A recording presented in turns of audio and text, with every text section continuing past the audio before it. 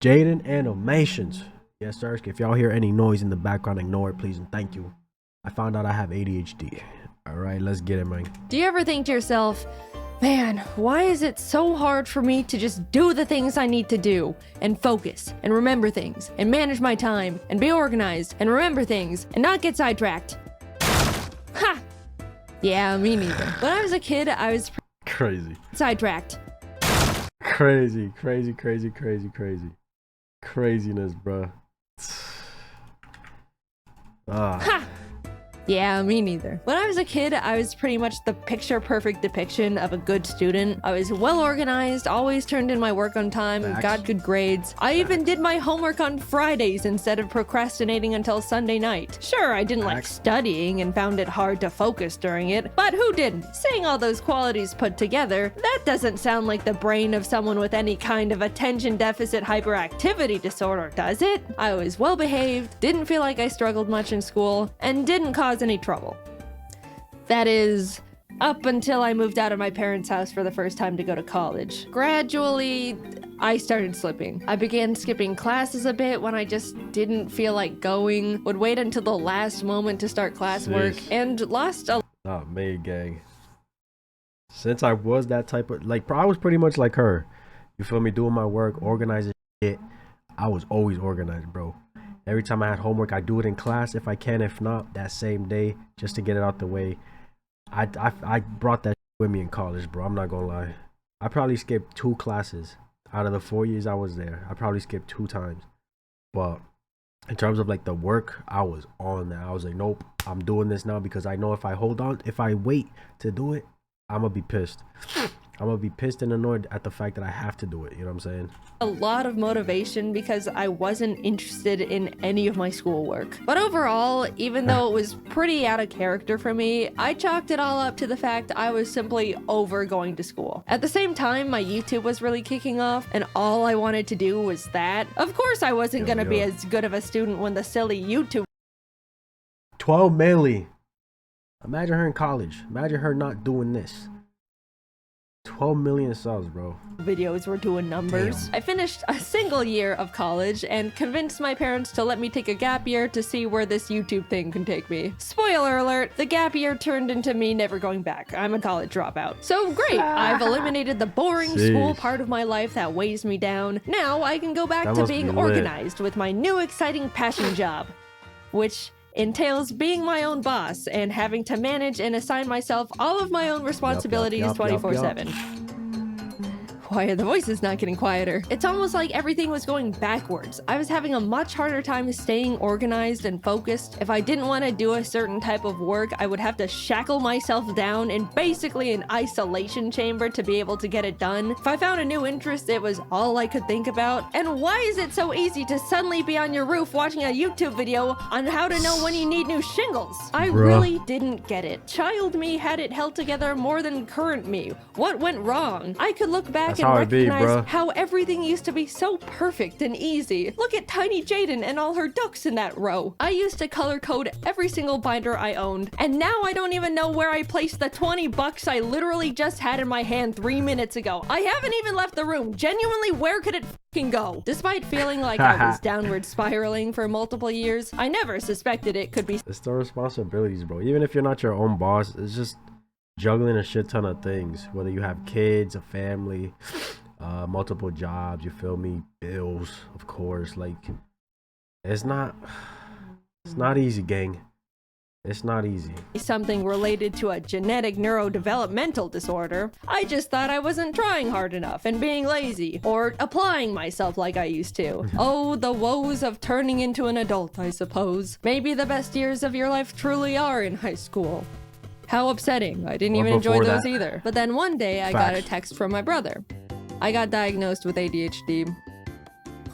It was a pretty big surprise for me because growing up, he never really seemed to show any of the typical symptoms you associate with ADHD. You know, people would always describe ADHD to me as super hyper kids who would run around the room and scream and generally be a lot. That wasn't my brother. He was quiet and well behaved like I was. But when he started explaining his symptoms, the gears started turning. Yeah, I've always struggled a lot with focusing in school and having things hold my attention when it's boring. But like, I could hyperfixate on things I'm interested in and get really passionate about that stuff. Hearing him talk about his personal symptoms of ADHD made a lot of sense, and I felt very freshly educated on the topic. And you'd think that I would immediately start looking into getting a diagnosis for myself, because if you were paying attention, my brother's experiences all sounded very similar to the same struggles I've been having in my own life, but related to work instead of school, because I dropped out. But nope, I was just like, good for you, bro, happy for you.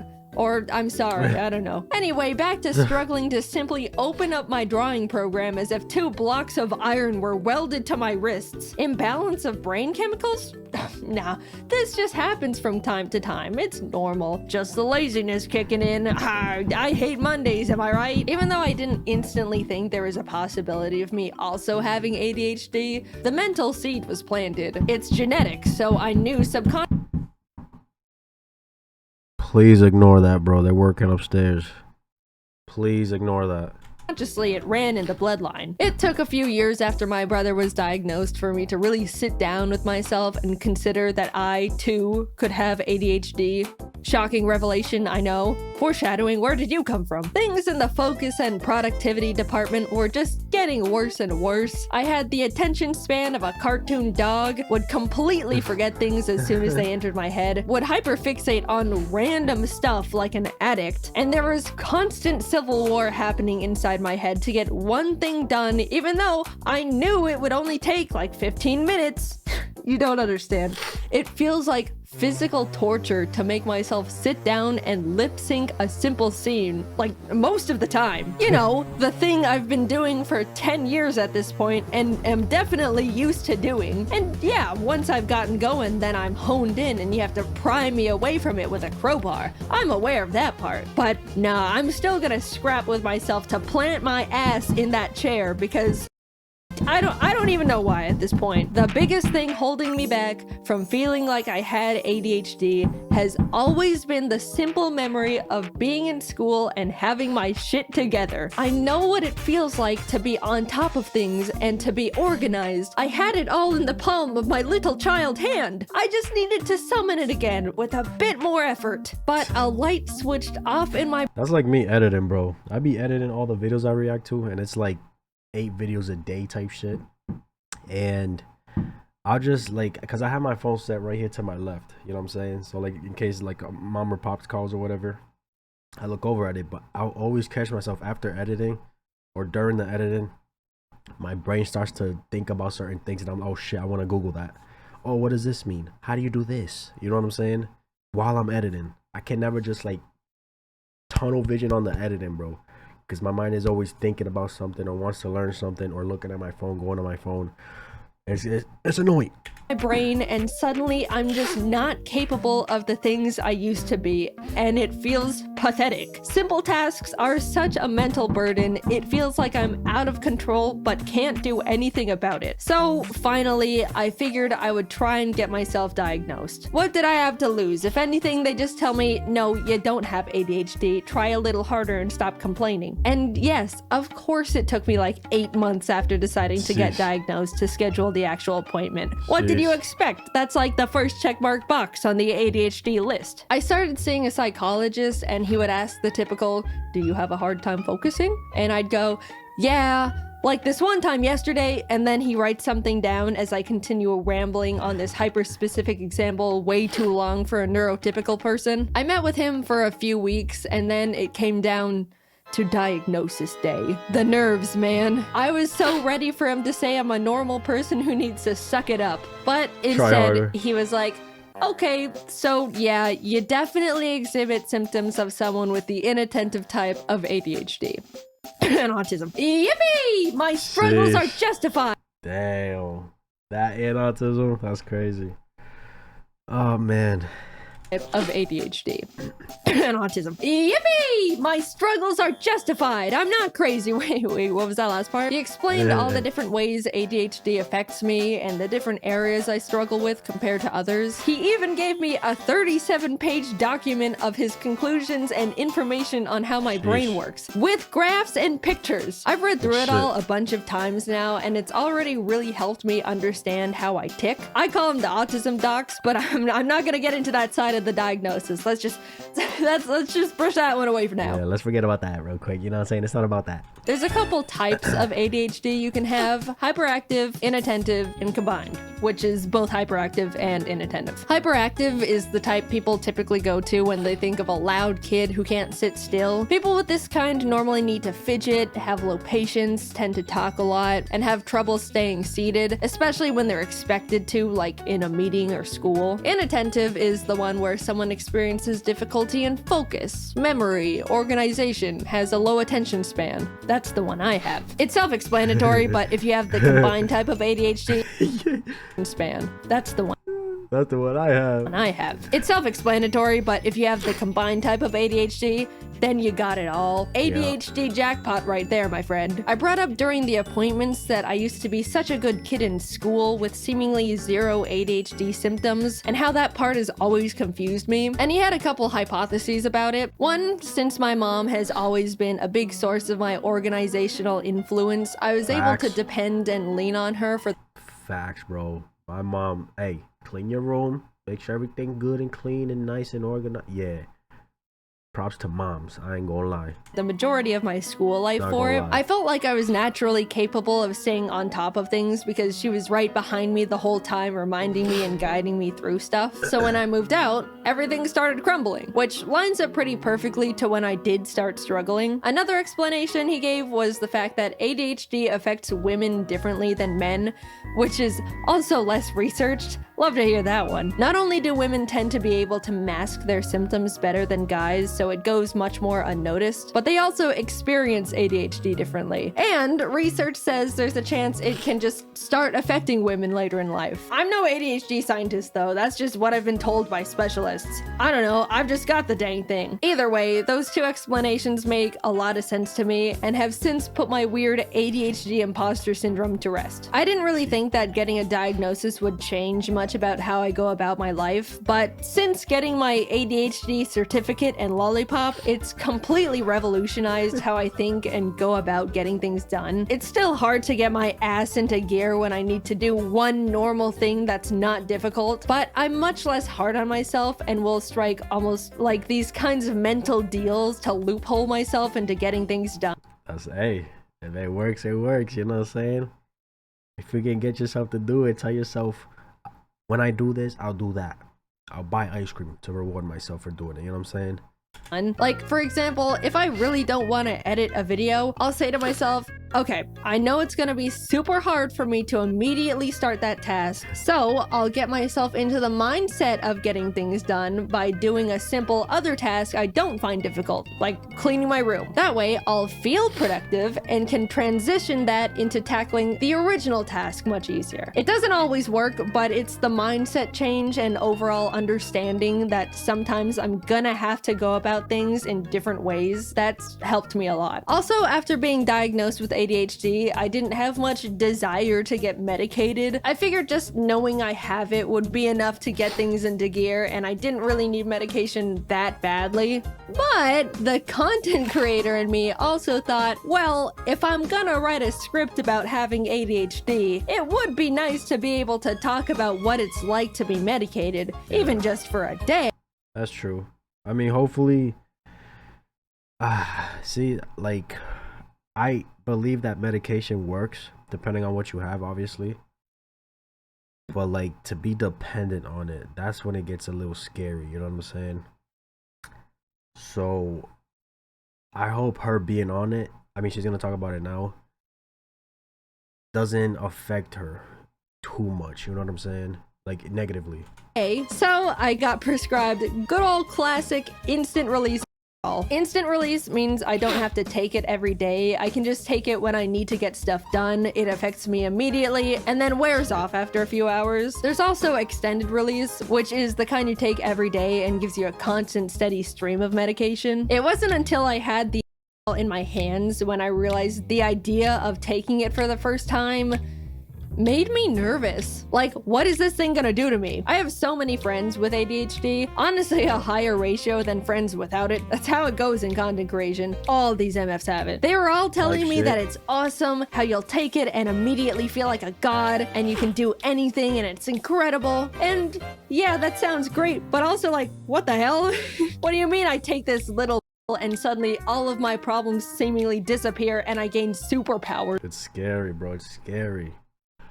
It's just a scary thought, feeling, imagination, you know what I'm saying? That's scary. That sounds like the thing every adult in a 20-mile radius warned us about when we were kids. Am I gonna feel like a completely different person? I don't know if I'm ready to experience immortality. I put off taking for so long because I was irrationally scared of the tiny blue, but coincidentally, I really needed to get a script done. If I take too long to write a video script, then the team runs out of work to do, and then I have a bunch of people sitting around and waiting for me to give them more work so they can pay their bills and survive and stuff. But for the freaking life of me, I just could not get myself to sit down and write that script. My body and soul found it mentally easier to backflip bridge than write words on the computer. After literally 2 months of my brain going, ooh, you better write that script. I won't let you enjoy a single moment of your life if you aren't writing that script.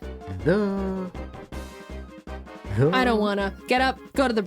After that constant loop, I finally swallowed my fears and took my first call. I had talked to James a lot about what is like since he's been on it for a few years now. I might have to cover the name of it because YouTube's soft. After I took one, I was messaging him like, I did it. I ate an How long does it normally take to start? How do I know? What do I do? And he was helping me a lot and giving me tips. Then, like 20 minutes later, I felt it. See? All the non-stop thoughts going on in my brain went silent. I could think clearly, and in like a line. My mind wasn't racing a mile a minute. I was able to sit behind my laptop and write. It was incredible. I was messaging all my friends about it the entire time. I can write my script and not get distracted. I don't have to take a mental break. What is all that? Is that saying anything right there? Every 10 minutes, I can remember things. Kelsey sent me a message and I thought, I'll check that in a bit. And I remembered to check it in a bit and respond. When I opened the new tab to look something up, I didn't go down a random unrelated rabbit hole. Me. Deadass me right here. Deadass me right there. I picked up my phone to check something and didn't impulsively scroll Twitter for an hour. I can write words so easily. How am I doing this? What do you mean I can... Didn't impulsively scroll Twitter for an hour. I can write words so easily. Remember things, I'll check in a bit, and I checked in a bit. Oh, that's our script, okay. How am I doing this? What do you mean I can feel like this whenever I want if I just eat the tiny blue... I refuse to believe regular people can function like this on a day-to-day basis. No way. It wouldn't be fair. You guys don't have loud, non-stop voices in your heads preventing you from doing normal things? Come on, just admit it. You can't pick something up and immediately keep remembering what you were supposed to be doing with it. You always forget and feel crazy. Come on. I was so suspicious that on either nothing would happen and I just wouldn't feel anything, or I would feel like I'm a totally different person experiencing some higher than life manic episode. But no, I just felt like myself, but with my shit together. And that's the part I couldn't believe. After 2 months of war, I finally was able to plant myself down and write my damn script. You wanna know what script I wrote while experiencing Adderall for the first time? This one. I was struggling to write a script. It makes sense. It only makes sense, you know what I'm saying? About ADHD, and the thing that finally pulled it out of me was Adderall. Come on, you gotta admit that's funny. Yeah, it was great. I didn't think my head was loud before, or I was that impulsive, or had that hard of a time focusing. But now that I've been able to peacefully sit in one spot for hours and not need to take a break or check social media or get distracted by some stupid tangent I don't actually care about, yeah, this changes things. I still can't believe what I was able to accomplish. Writing a script in 3 hours. Compared to my typical 12 hours, aka one mediocre thing with no struggle at all. And you want to know what I did right after I wrote this script? I immediately got up and cleaned the birds' room without rotting in bed for 3 hours beforehand. I just went from one task to another without thinking about it. All you neurotypical people must be thinking I'm literally pathetic and useless, but I know my ADHD brethren are out of their chairs right now hearing that. I'm not standing before you all to give you scientific data and information on ADHD, or diagnose you, or even promote prescribed drugs. I'm just here to talk about a big and recent experience in my life, how much of an impact and effect it's had on me, and how awesome feeling normal is. Seriously, being able to take a deep breath in mental silence is incredible. Cherish that feeling if you don't have a neurodevelopmental disorder. It took me 26 years to realize my woes were not actually woes, but symptoms of brain chemical deficiency. I'm writing this video, all things considered, pretty recently after being diagnosed, and I'm still trying to learn how to rebuild my life in a way that lets me optimize my productivity and get things done at a normal level. But so far, I've come so much further than I thought I could simply by knowing what's going on up there in the old noodle. And if you're on the fence about being diagnosed with something, I get it. It's scary. It's scary to think you might have it, and it's also scary to think you might not have it. It's an odd place to be. But for me, having a concrete answer— Listen, man, check your health. It could be scary, but it's well worth it. It's so important. You know what I'm saying? Get checked, bro. From a professional is what got me to finally stop feeling stuck in place and actually start moving forward again. It's been great. I'm excited to keep learning more things about how my mind works and find new ways to improve my day-to-day life. Cheers to getting normal shit done. In case you missed— W, you know what I'm saying? That's what's up, bro. I'm glad it's helped her in a more better way. You know what I'm saying? It's more it turned out to be something positive and something that she can take whenever she feels like she needs it. It's not like an everyday type of thing, you feel me? Because I feel like when people get dependent on stuff like that and they miss one day or 1 hour, whatever, it gets ugly. You know what I'm saying? That's the scary part about it. We love taking responsibility. Jaiden, I have ADHD. Every neurodivergent YouTube user pretends to be surprised. No, I'm really glad it turned out positive for her. She did what she had to do for her health. Now, hey, maybe this means more content from her quicker than usual. You feel me? Who knows? But yeah, man, get yourself checked. Get yourself checked. It might be scary, but it's worth it. It's worth to know if you have something or not. You know what I'm saying? And better now than it being too late. You feel me? Better now than it being too late. You feel me? I feel like there's more risk with waiting and not finding out than there is to actually getting your health right, figuring shit out, seeing if you have certain things. You feel me? It's just well worth getting checked. Simple as that.